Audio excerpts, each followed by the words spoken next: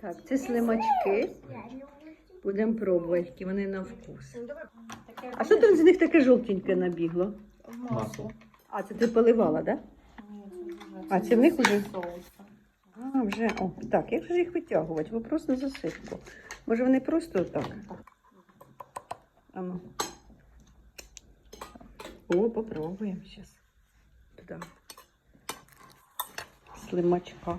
Таке будеш? Так, пробуємо. Гірочка. Слимачка. Кусай гірочка. Ну, давай їсти. Гаряча?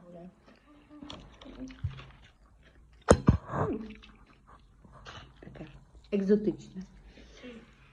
Скажімо так. Не їли, то можна ще й не їсти з того. Таке на вкус. Ще й не солене якесь, да, таке трошки. Чого? Мені воно якесь не солене. Та, котуєте.